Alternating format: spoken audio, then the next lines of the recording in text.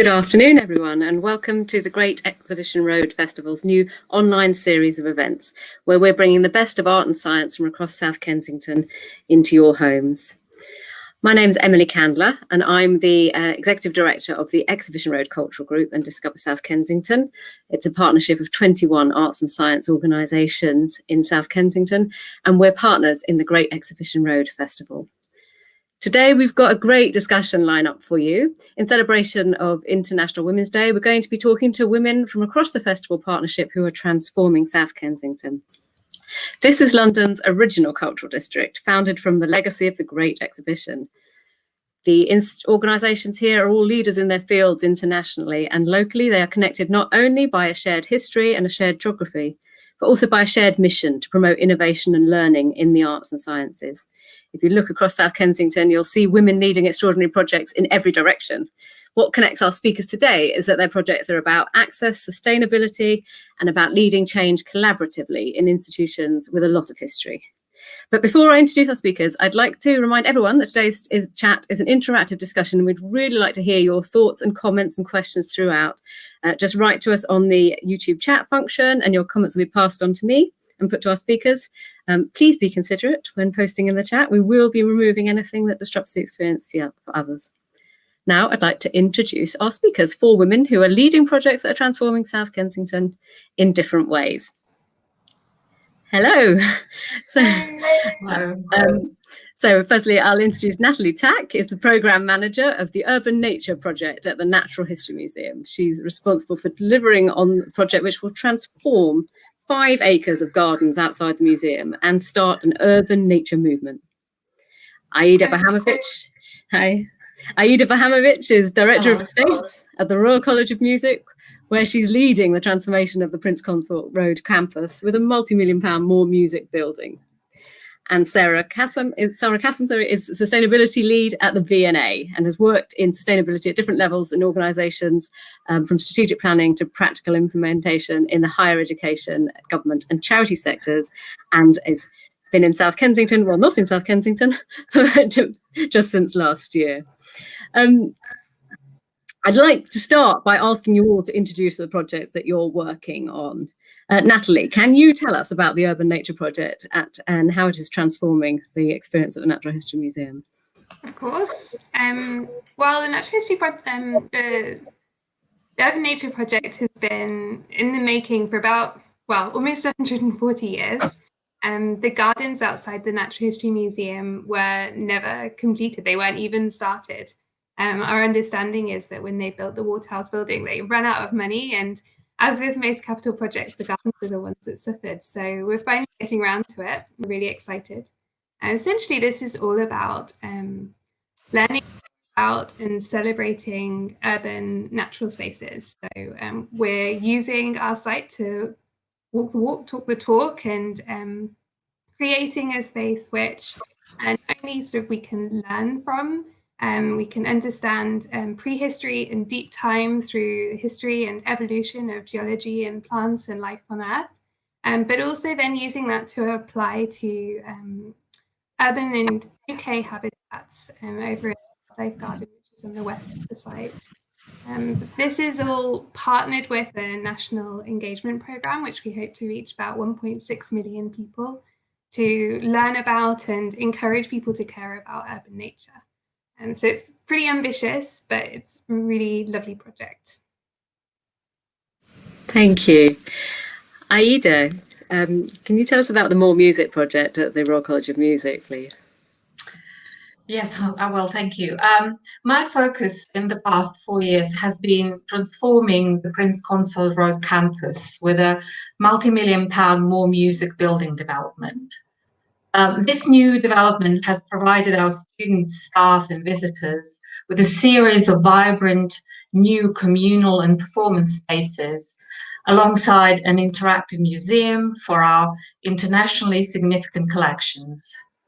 We are really proud to have been awarded BREEAM rating of very good for this redevelopment. This is the world's longest established method for assessing and rating the sustainability of buildings, and it evaluates how efficient the building is in terms of energy and water use, as well as health and well-being. Given that we all have nearly doubled in size of our campus as a result of these works, it is more important than ever to ensure that our buildings are working as effectively and efficiently as they can. One of the aspects of the new spaces that I'm particularly excited about is the new atrium and the new external courtyard.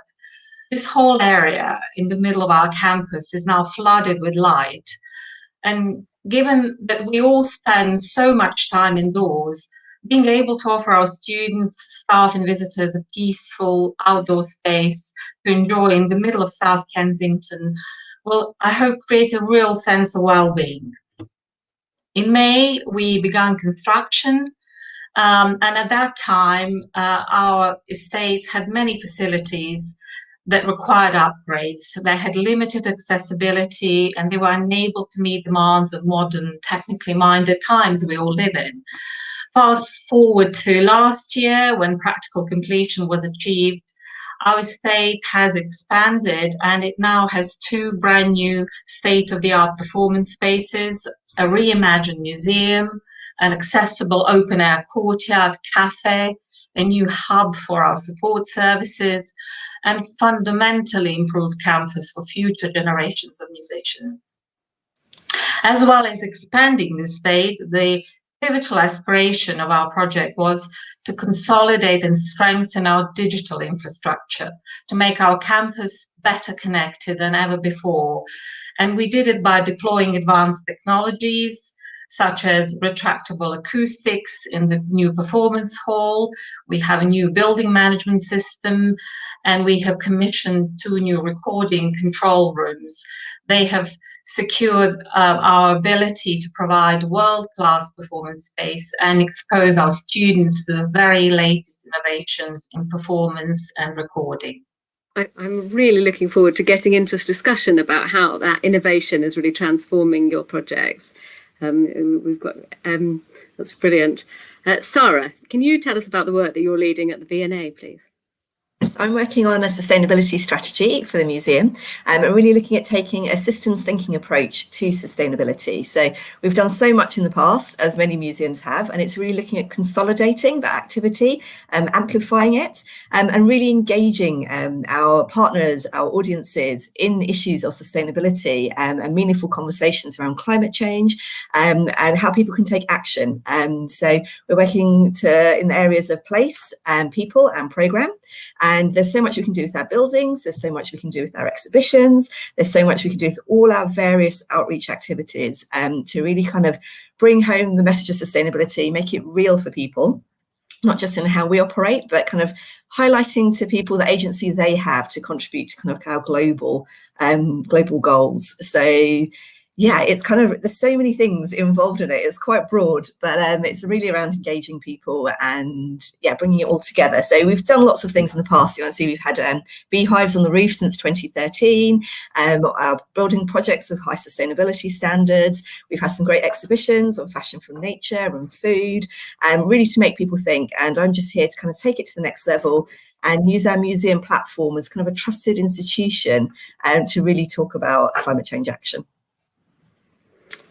Fantastic. Before we get into discussing the details of the projects and the issues that connect you, I'd love to hear a bit about your journeys to South Kensington, how you all came to be in these roles. Sara, as you're the first in, I mean last in, so you could go first and tell us how you came to be in South Kensington.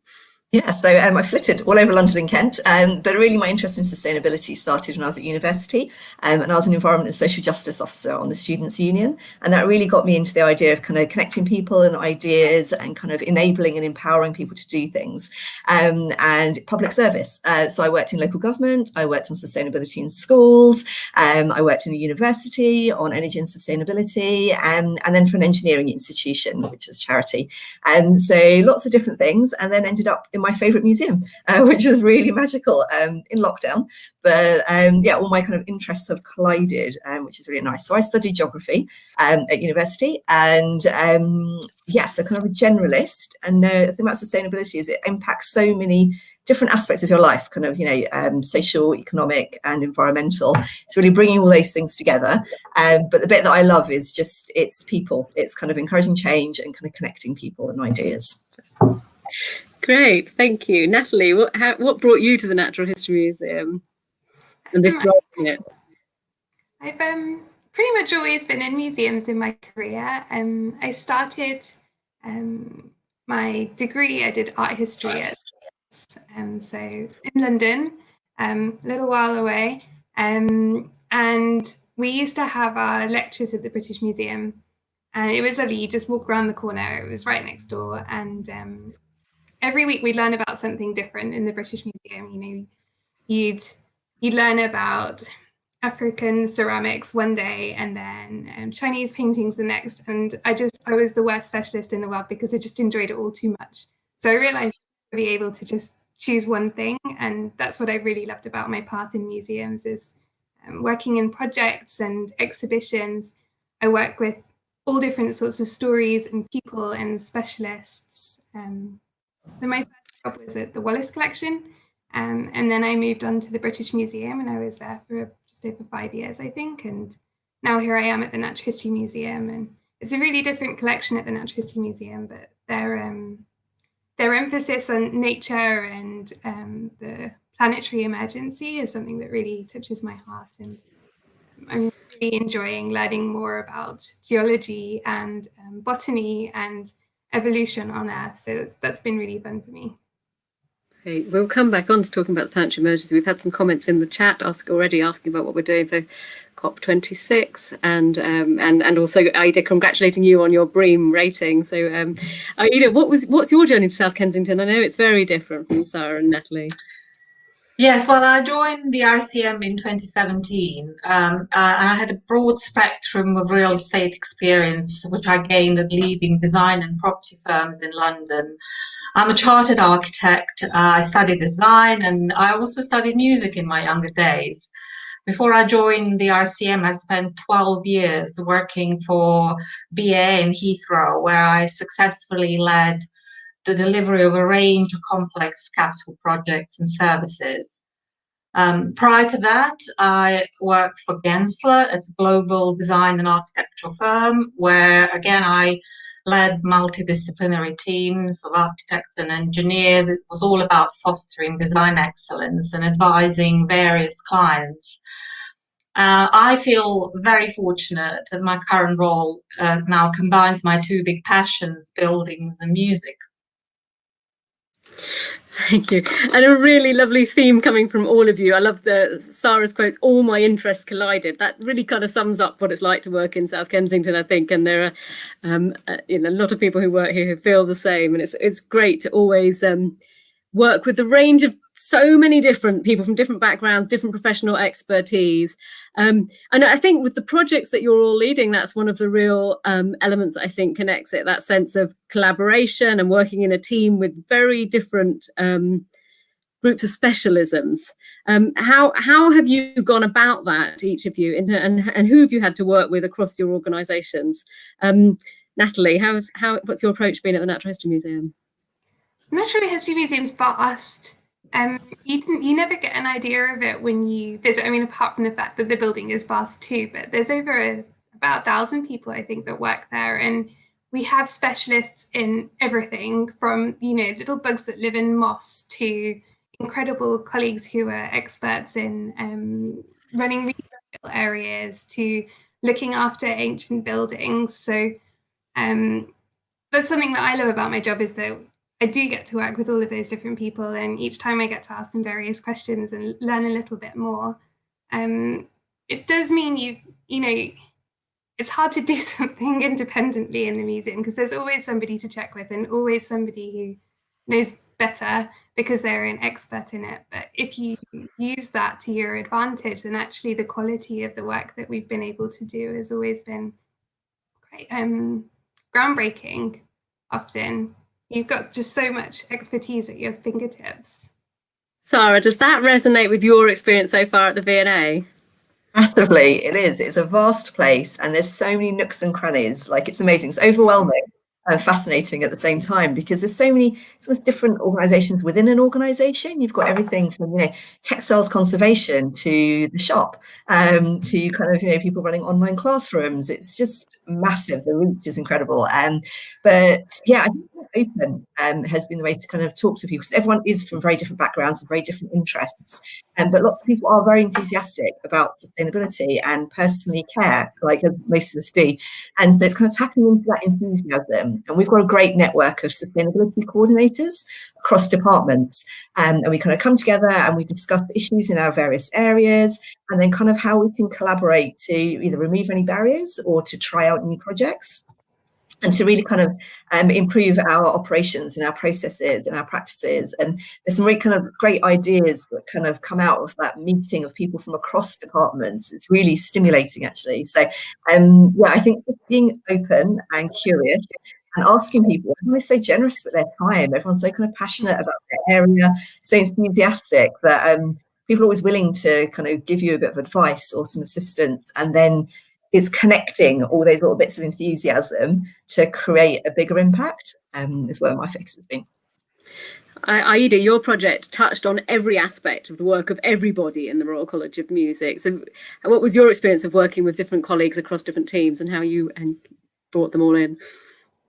Well, yes, more music redevelopment involved the incredible institution-wide effort, which was led by my states team. However, implementing change on this large scale called on delivery of strategy committed to protecting music making, and yet also bearing the flag of change for the institution as a whole, by encouraging new ways of working, different use of space, and integration of new technologies such as digital. And none of this would have been possible without the amazing resilience shown by our staff, students throughout these works. The support they've given us over the last 3 years has enabled us to manage to keep the campus open for practice throughout the building work. And that, for me, was really one of the biggest achievements in the delivery of this project. That was an absolutely phenomenal achievement, and not just your campus open, but Imperial College, which backs right onto the back of it, still being able to function without vibrations. Yeah. I'd love to hear more about the complexities of that project, because these are institutions with a long history and with gorgeous listed buildings, but they all have innovation and access absolutely at the core. And I think what all three of you are doing is transforming these institutions so that they're fit for the needs of 21st century visitors, staff and students. But your challenge, Aida, at the Royal College of Music, can you just tell us a bit about the innovative solutions you had to develop to transform that building from the inside out? Yes, well, undertaking a major construction project in the middle of conservatoire could not have been achieved without certain inventiveness around programming, site logistics, and space management. We had to really conduct a campus-wide assessment that involved reshuffling of music-making spaces away from the affected facades, and then multiple decans and recans in terms of offices that were impacted. Almost every RCM department had to move during that time. And then, due to the landlocked nature of the site, every item of the construction material, from demolition until fit-out stage, entered and left site via the 70-foot tower crane located an arm's length from the over 100-year-old listed Blomfield building. Again, achieving design intent required no less ingenuity, with the new performance hall requiring the excavation of a new sub-basement and an intricate box-in-box construction method to ensure complete acoustic separation from the busy campus above. Each and every design detail within the hall contributed to the manipulation of the sound, with integrated mechanical banners being able to hone the acoustics to particular repertoires and recordings. The traditional requisite for musical performance being complete silence, my team and I were under no illusions that presiding over 5-story East Courtyard development in the heart of landlocked, fully occupied campus for 3 years was going to be impactful, to say the least. And despite demolition, piling, and interventions to existing buildings, remarkably, we were able to navigate a complex sequence of programming to ensure no cancelled concerts, no academic activities were disrupted, or any unplanned downing of tools was required during the entire 3-year period. And we were particularly proud of that achievement.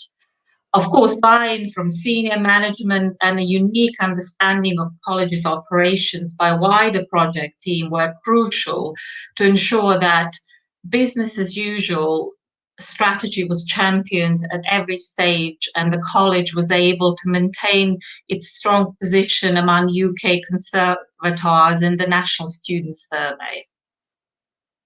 Absolutely fantastic, and I can't wait to get in there and see those new spaces, and I'm sure there's lots of people watching who are really already planning their visits there. I mean, you did all of that complex engineering during a working conservatoire, but also, as we mentioned earlier, with the very good the BREEAM rating. How did you bring sustainability to the core of the project? I mean, it's not easy to get that rating. Well, no, we clearly, sustainability is something that we very much was a key consideration during construction, and that we worked closely with a contractor where we were able together to deliver some great initiatives. For example, we reused crushed bricks from the demolished buildings for the new foundations, reducing our waste significantly. We also managed the impact of noise from the construction really closely and used industry-leading techniques to keep the college open throughout the construction. The completion of the works is a new chapter for us, but we have set some challenging new targets also to reduce our carbon emissions going forward. So, and in addition, obviously, we have acquired and maintain our ISO 14001 accreditation. This is about environmental management systems. It's also internationally recognized as a mark of high environmental standard. Fantastic. And Natalie, sustainability is obviously at the core of the Urban Nature Project. Can you tell us a little bit more about your approach to that and how it's shaped the project? Yeah, we've been quite ambitious with this project. It was something we always really wanted to do, and this just felt like the perfect opportunity to really put it in place. So we set ourselves some really ambitious targets right at the beginning, and I think that was something that made a big difference for us because it set the tone and it meant that we had to stick to them going forward. So we want this to be a net zero project, net zero carbon project, which is pretty challenging considering the amount of construction that we're undertaking. But then we're also looking at protecting the existing biodiversity as well as increasing the opportunities for biodiversity, as well as minimizing waste. Similarly to Aida's project, actually, we're trying to reduce the amount of construction waste leaving the site and instead using that to introduce topography across the rest of the site.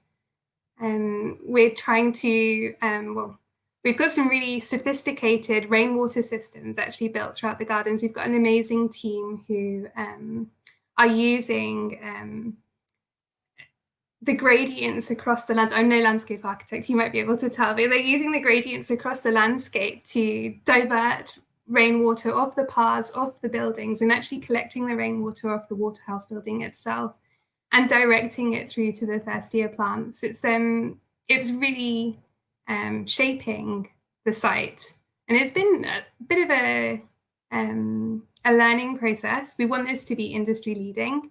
There's not a lot of examples where you've got a site which is not only sort of landscape construction but also building construction, and trying to do that with all of this sort of matrix of targets. So there's sometimes been some challenges of working out what the most sustainable decision is. Like, we've got a learning centre that we're building, and what roof do you have? Do you have a green roof, or do you collect rainwater off that roof, or do you put solar panels on top? And figuring out which one of those was the most sustainable took us a bit of time. It turned out that the green roof required quite a lot of structure underneath it to be able to hold it up. And so our ambitions of a lightweight, low carbon building suddenly had to be increased if we wanted a green roof on top. The photovoltaic solar panels came with quite a high cost packet. And actually it turned out we could generate electricity and heat through the ground source heat pump underneath the building instead. So we've landed on some really beautiful UK sourced, sustainably sourced wooden shingles on the roof, which will accumulate moss over time. So there's a habitat benefit there. But then the rainwater is going to shoot straight off that roof and into a series of water channels that diverts the water to the garden. So it's been a really interesting challenge, actually, and it's continuing to change direction every day when we kind of come across a new hurdle. And Sara, have you been working with the buildings team at the V&A as well? So I sit within the estate team at the V&A, and a great team, and there's always so much going on. There's constant refurbishments and renovations. Our bigger projects are actually to the east. So in Stratford, we have the waterfront complex, and a new collection resource centre is going to be there, collection research centre, and the Museum of Childhood in Bethnal Green is being renovated. So we're really trying to look at building performance. And as Aida mentioned, you can have a really well-designed building and really think about sustainability, but you've actually got to have that ongoing performance monitored and measured, and you've really got to have some kind of tight targets that really kind of keep you focused on the ongoing performance of any kind of building project. So one of the things that we're working on with our teams are really looking at, well, how do we quantify building performance in terms of energy, in terms of air quality, health, well-being, materials, resources, all of those things, and kind of user experience and comfort. And then how do we kind of maintain that on projects that come online? How do we make sure that once they're completed, we go back and revisit how they're performing? Because you find in a lot of buildings, all buildings are experiments, and regarding sustainability, they don't always work as people think they might. So they might be designed to a certain level, but in practice operation, you might use it differently. It's open for different times. Certain bits of kit don't work. There's all kinds of things around it. So that real focus on operational performance is important, and something that we're really trying to integrate at the V&A. We've had a question in from Simon, who was asking about what cultural institutions will be doing to show leadership and build momentum towards a successful UN climate change conference in COP26 in November. I think a lot of what you've been talking about is showing leadership by demonstrating practice. And I know you're big organisations who've got programming being led by other people, but have you got anything that you're working on that's feeding into the COP26 programming? So we're actually, V&A is a design partner for COP26, and we'll be working with all our partners in Exhibition Road and beyond to really kind of get some momentum going in time for the talks. But we're looking at net zero targets, as I know the NHM have already, and we're looking at our kind of commitments as an organisation to net zero. But also the London Design Festival will be themed around sustainability and around COP26, and it's really kind of bringing everyone together to think about what it means very individually. So you've got the governments are trying to do something on a global level, and how that filters down to actions at an organisational and individual level. So yeah, there'll be lots of programming around it, but lots of kind of collaborative working with our kind of partners and kind of partner friend museums. Absolutely, and I would say watch this Great Exhibition Road Festival space, because we're doing lots of collaborative programming for that on using through the Great Exhibition Road Festival later this year. We're getting lots of great questions in. Please do keep sending your questions, and we'll get through as many of them as we can.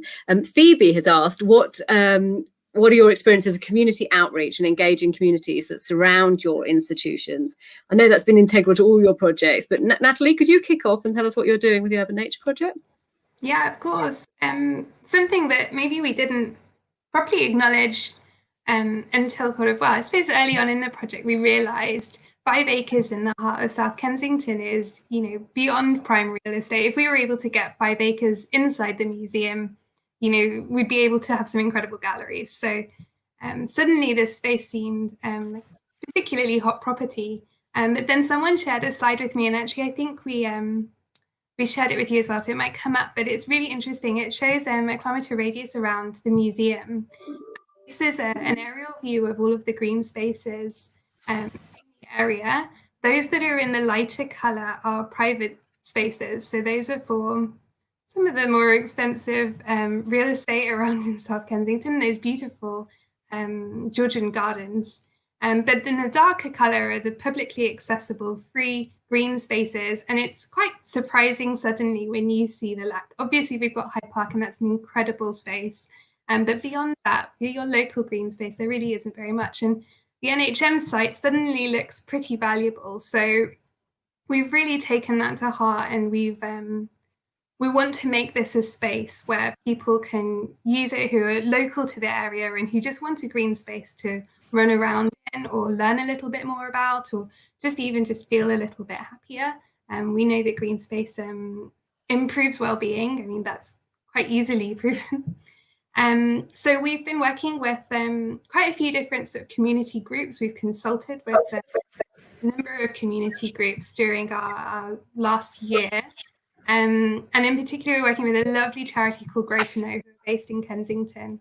Working with them in sort of developing an urban garden over in the the Lancaster West site, working with community groups to build a nice community garden, learn a little bit more about urban nature and how they can protect it. And then we're going to work with those community groups, roughly 40 people, to help us develop some community trails and activities in our gardens. So not only designs and told us what they want to see, but then they're also shaping what our engagement program is going to be when they come. And we're hoping the planting that they're helping us design or leading on the design in Lancaster West will then be the same plants that we feature on site in the Natural History Museum, so that we know that those plants directly engage and speak to the communities in our local area. So this is something that's really important to us, and we want this to be a facility for everybody. Thank you.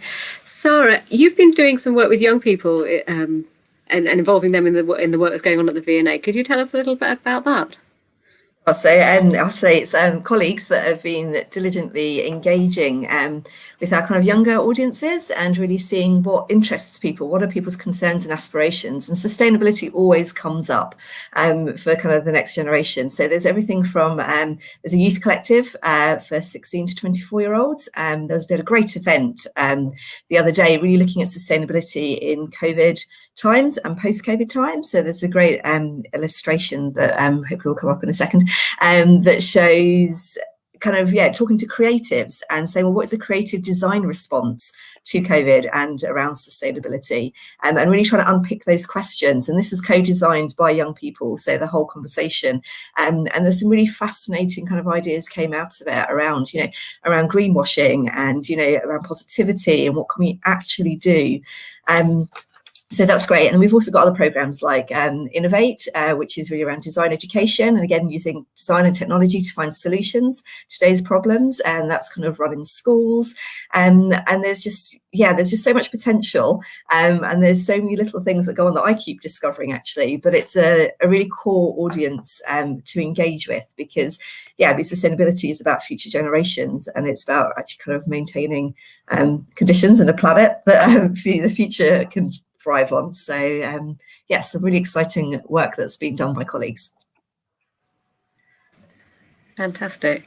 And Aida, you're based in an organisation that is full of young people on a normal basis, so your student community. How were they involved in the More Music project from its idea to development and Well, throughout the obviously early design stages, we've extensively consulted with all of our stakeholders, and our students were part of that, and they played an important part. And really, thanks to their input as well, we have managed to bring one of the great achievements of the project, which was the reorientation of the way that our our staff and visitors move around the campus. And the big emphasis was about retrofitting accessibility into our beautiful buildings. And we did that, for example, by installing the Sesame lift right at the main entrance where everybody enters the building. We also have some additional lifts as part of new development in the atrium. They all connect to the new ground floor concourse. And these installations mean now that step-free access is available across entire campus, and it's given our students best possible experience, that placing them right at the heart of our vision for the future. The networks of support facilitated by these shared spaces are crucial to promoting well-being for young musicians, frequently engrossed in intense personal study and scrutinized by live performance. Yeah, I'm glad you brought up the accessibility point, because your project really is about physical access, but also that invitation to come in for the people who are visiting the area, and to feel that this is a space where we can come into. And anyone who knows your site in South Kensington will know the challenges of it. The Sesame lift is well, it's miraculous to watch it in action. It's an extraordinary thing, and coming up with solutions for such a challenging building. And to make it step-free access is an amazing achievement. Natalie, I know that the Natural History Museum has been doing some really clever work to make the grounds project accessible, and the entrance in accessible, right, without feeling like it's changed, so that it feels like it's very much part of the historic fabric. Can you tell us a little bit more about that? Yeah, about how accessibility... It's been a real challenge. It's the primary focus. The gardens don't work nearly hard enough to welcome our visitors as they are. You have steps, you have poor ground conditions, you have some gradients that aren't comfortable for people to walk up and down. Interestingly, when what we think happened is when they built the building, the Waterhouse building 140 years ago, they actually sunk the entire site down, and something you don't tend to notice until you're there and you realize how much lower down the ground level is. And we think they dug out the layer of Thames gravel and sold it in order to finance the building. I mean, it's a great idea. There's actually a photograph in the V&A's collections that we came across that kind of proved that theory. So thank you, Sara, for that. That meant that actually, in terms of accessibility, you've distance kind of come down, and then you have to come back up again, and building the routes to be able to make those compliant slopes that are comfortable for people of all abilities means you kind of have to go around the houses a little bit to cover that ground. And then suddenly we've got the huge, enormous London plane trees dotted across our site, which are also 140 years old and have enormous root systems that are protected. We need to make sure that these trees can live for another 100 years.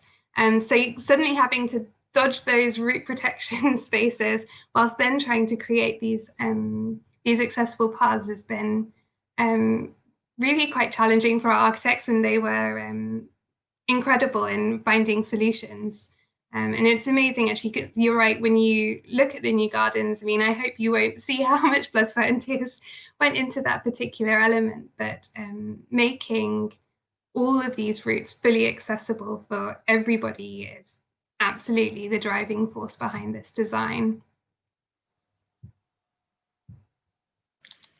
I think you really touched on an issue that connects all of your projects here, that sense of having a long history, but you're being stewards of organisations who we're not even halfway through. I mean, we're looking at the next 150 years, and how do these organisations continue to thrive, and how does the planet that they live in continue to thrive?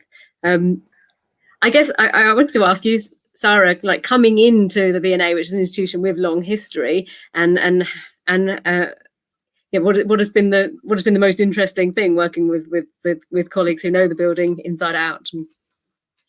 What a question. All of it. It's all fascinating. I've only been in a handful of times. One of my colleagues took me on a rooftop tour, which was just magical. You can see kind of like, just the whole of London from up there. It's really, really something else. And just looking at, different parts of the building, how they've been brought back into use, and looking at, the roofing works, and how different galleries have become more accessible and how the space has become more open. And it is really interesting. So it is a listed building. There's lots of kind of things that you have to be really careful of, but every time there is a refurbishment project or a redesign project, kind of energy efficiency and sustainability is really thought about. So that's from using LED lighting to really thinking about the type of materials that are used internally.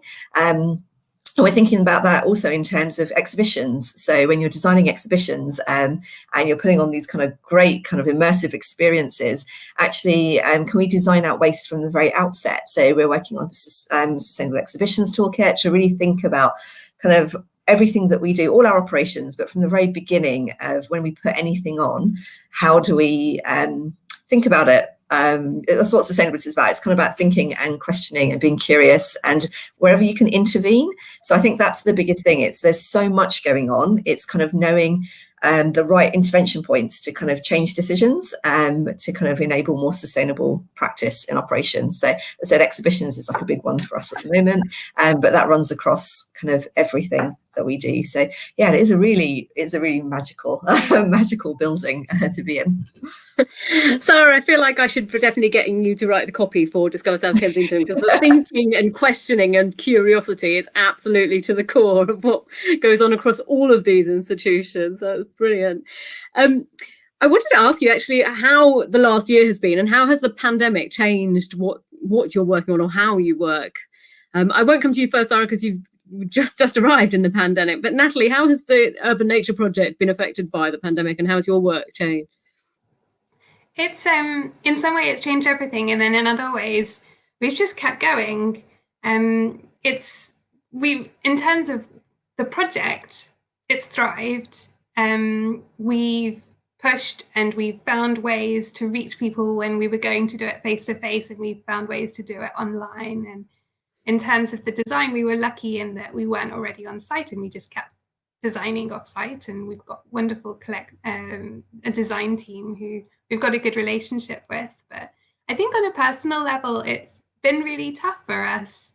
I think with everybody, I know just even talking to friends, it's been really hard to surface for air sometimes. You find yourself burrowing deeper and deeper into your home and forgetting to kind of come back up again. We actually instigated daylight breaks in our team in October, because we realized that, as mostly women working on the team, we would work through the day, forget to have our lunch, and then suddenly it's dark and cold and none of us leave the house. And it had been a few weeks before we all realized. And so we made a mutual pact that we have an hour and a half every Tuesday and Thursday lunchtime where we promise we're not going to be at our desks. And so you shouldn't even bother trying to find us.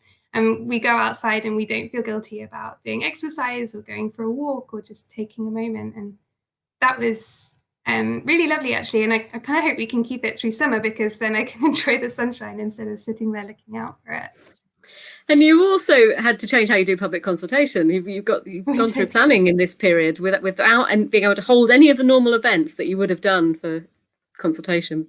It feels like a lifetime ago, but actually it was a year ago, and it has been a lifetime in that way. But we were all set to go live and have a public exhibition on site in South Kensington in April 2020. And it wasn't until, we all know how quickly everything changed in March. We suddenly thought, this isn't going to happen. So we swiftly moved everything online, and our colleagues in digital and in communications were amazing. But it was incredible. It turned out to be the best thing we ever did. And we reached 10,000 people with our website. And they had an average dwell time of 7 minutes, which was just mad. That's real engagement. We had 770 people complete an online feedback form. And we still managed to engage with 2,000 people directly about what they liked about the design. So we were really lucky, but it was horrible. Exhausting. Yeah, Aida, if I could come to you, talk about plans having to be changed at the last minute. The More Music project was all set to get its beautiful official opening. So how have you adapted over this year? How have you had to change plans? Well, with the first national lockdown coming into force 2 days after practical completion, we were in the unique position of having brand new facilities, but no users. And obviously, this presents challenges to ensure project benefits are not lost in this COVID crossfire and momentum is maintained until the public launch of the project, which I hope will happen sometime later this year. And whilst this phase remains eagerly awaited, work has continued in the background, and we use this quiet time to catch up with outstanding work, snagging works, and also drum up excitement for welcoming our community to our new campus. So in the meantime, we have obviously done all the kind of risk assessments and did everything we can to maintain some level of operation. And following government guidelines, we have provided space for practice. So pretty much as soon as we could, we reopened the campus. We for individual solo practice, individual study space. Then we had maximum capacities of rooms ascertained and did everything we could to reduce transmission of the virus.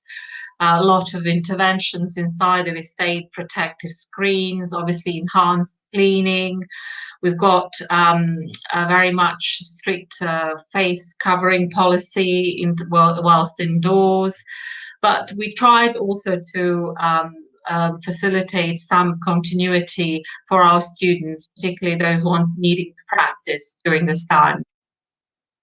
I think there's some back on site this week practicing, aren't there? Yes. Sara, so you joined the V&A during this period. How has that been, and how have you connected with colleagues across such a vast organisation when you haven't been able to bump into very many people in corridors? It's strange. I always think I've been kind of, apart from pining, obviously at the beginning, that I wasn't in my favourite museum, it was kind of almost more efficient. I think I would have been distracted if I had like this beautiful place to wander around. And it is so huge. To get to a meeting, you have to go from one end to the other. It kind of feels like almost more efficient because I'm at home and it's just not as interesting as obviously South Ken. So just going to have to get on with it. But also challenges of, I had 2 small children and we've had lockdowns where there've been children at home. And so it was kind of really important that we had kind of, an understanding employer in terms of flexibility of working, so trying to adapt because I had small people running around, which is a little bit crazy when you're trying to concentrate, but also people just are so generous with their time, so lots of online kind of meetings and lots of use of collaborative tools. But what's been really nice is also being able to connect internationally, so being able to attend conferences that I probably wouldn't have gone to, and join kind of like national networks around sustainability and culture and heritage, and learn from others, hear about case studies, discuss current issues around things like climate justice or adaptation of our buildings or all of those kind of things. It would have been quite difficult, I think, to do if there'd been an expectation of physically going. Whereas, yes, I've been able to go to conferences where there's 200 people from 50 different countries logged in, and you just can be inspired by what others are doing. Because our sector, museums, we're kind of connected not just locally, but it's an international sector, and we are very much connected in terms of, say, loans and kind of, how we kind of think about our operations and things. So it's been an adjustment. Obviously I can't wait to be in a little bit more frequently, but there are kind of benefits of the kind of online interactions and kind of working that way. I can't wait till we're all being distracted by beautiful buildings again. But it is interesting how it's created a different opportunity to talk to different people and a different ways of availability. And there are things that you can do and things that you can't.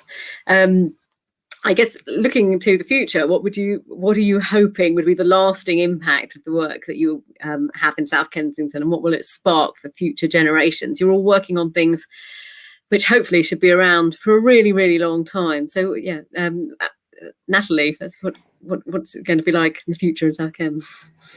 Well, the museum's mission is to create advocates for the planet. So if this project could do anything to make people care more about their urban or rural wildlife, then that would be amazing. We've got sort of targets to improve biodiversity and to improve well-being, and that definitely applies to our South Kensington site. So I would love it if you know, I came back in 20 years' time and there were people still enjoying these gardens, and that there were increased bugs living in the ponds and living in the trees, and that we've learned more. We've got, through this project, we're working with establishing other urban habitats across the country, in particular sort of 4 key areas with our regional partners and wildlife organisations. And so really, ideally, I don't know, I suppose 5 years down the line, 10 years down the line, if people were more skilled and more passionate about protecting their urban nature, then that would be really amazing, and we'd have achieved what we wanted.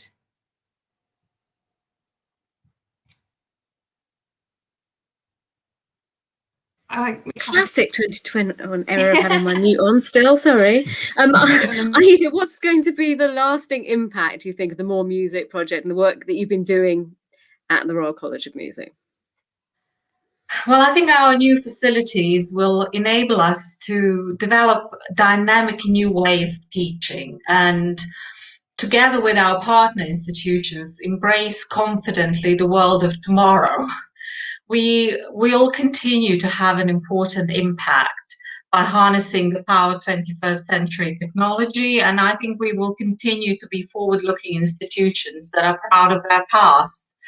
Our home in South Kensington, we know, is at the heart of one of the UK's most visionary cultural centres, and this Prince Albert's idea of bringing together learning, artistic excellence, scientific endeavour and cultural celebration, I think will enable to continue.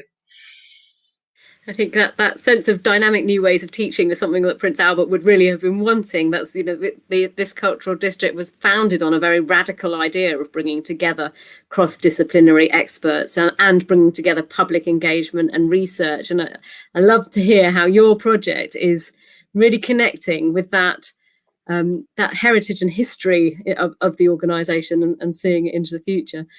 Sara, how are you going to see the lasting impact of what you're doing in South Kensington?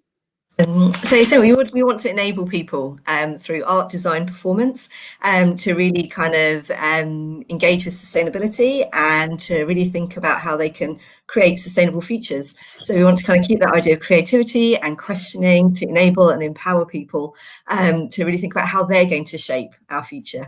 But also I'd love us to meet net zero targets. I'd love us to be net zero in X years time. And I'd love sustainability to become really embedded rather than an add-on. It's not kind of like a nice to have or this is if we had some budget for, or if someone remembers to ask a question, or because it's a national or global fad. It's more that actually this is, you know, core to everything we do, and we almost don't have to talk about it because it's part of our processes, it's part of our operations, and it's just how we work. And that's kind of where I'd like us to be in 20 years.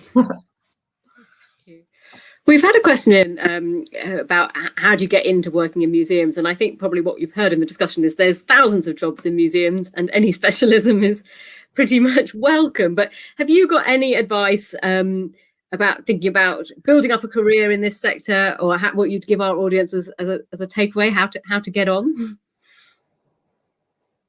Sorry, I'll ask that to Natalie. Yeah, sorry.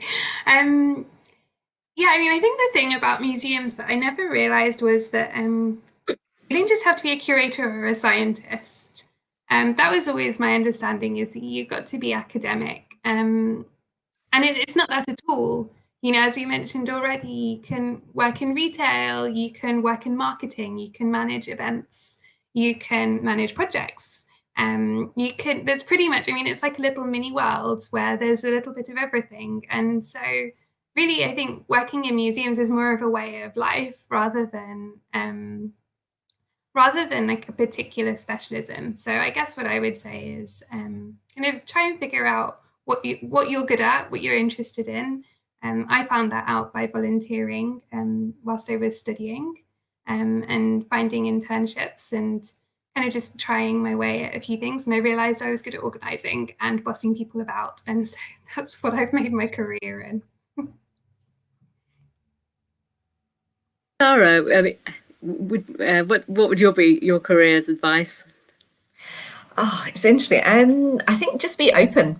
I think just be open and inquisitive and kind of be constantly learning, because I jumped from sector to sector. I've been in local government, I've been in a charity, I've been in a university, and it's that really just constantly keeping your eyes open and continuing your personal development. Like, say, throughout, I've done kind of postgrads in local government management or low carbon buildings, or there's lots of different things. It's whatever interests you, to really kind of pursue that and to kind of think a little bit kind of laterally and not be completely focused in one particular way, because I never knew what I wanted to do when I left school. I just knew I wanted to make some kind of difference when it came to our planet, but I didn't know what that was in terms of people or the physical environment.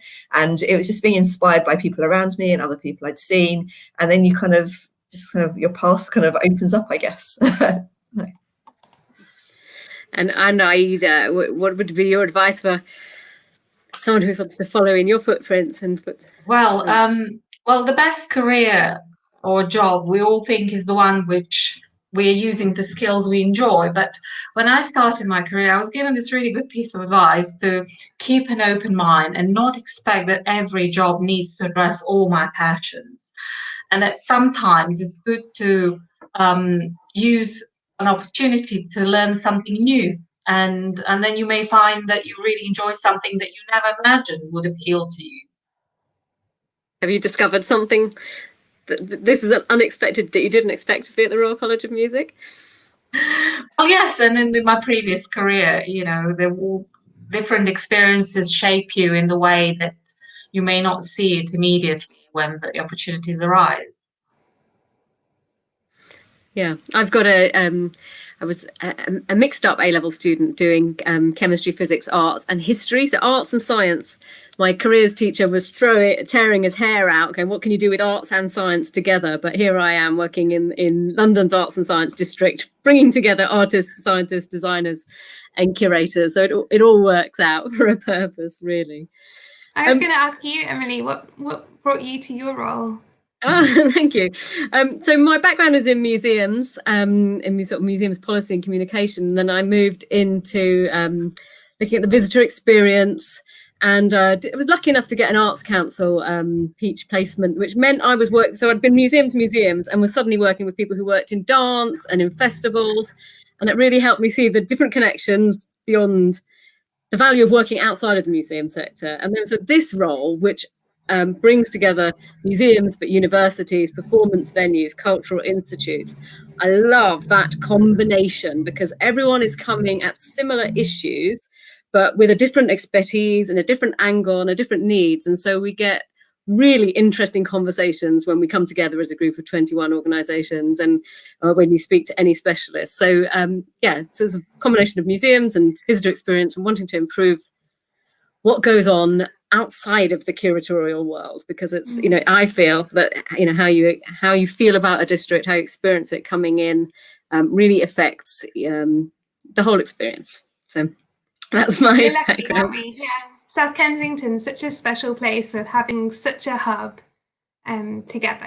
There aren't many other places like that in London and around the world. Have you worked with people across the partner organisations in the project? Have you? We try to, yeah. In fact, actually, we were talking, currently in conversation with the V&A a little bit about your blue roof and seeing if we could help salvage any of it. And I know the Science Museum and the NHM are always working really closely. We haven't yet with the Royal College of Musicians, but I am all for getting a tour of the new building. Yes, of course. Yeah.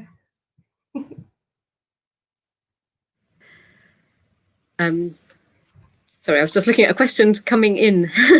I think we're pretty much running out of time at the end of this discussion. So I just would love to say thank you so much, Natalie and Aida and Sara, for joining us today. It's been really lovely to talk to you. And for those of you watching on YouTube, apologies if we haven't managed to get to all your questions or read out your thoughts. Thank you for sending them in. A recording of this discussion will soon appear on the Great Exhibition Road Festival YouTube channel for you to watch again repeatedly and share with your friends or colleagues whenever you want to. And actually all of the future live events and recorded video from the festival will be appearing on the new YouTube channel. So do follow us and you'll get a little notification every time there's a new event. we would love to have your feedback on today's event, and we will have posted a link in the YouTube chat for an evaluation form. Otherwise, I think we just, if anyone would like to say goodbye, but it's been lovely to speak to you all. Thank you very much. Thank you. Bye. Thank you Bye, very everybody. much. Bye.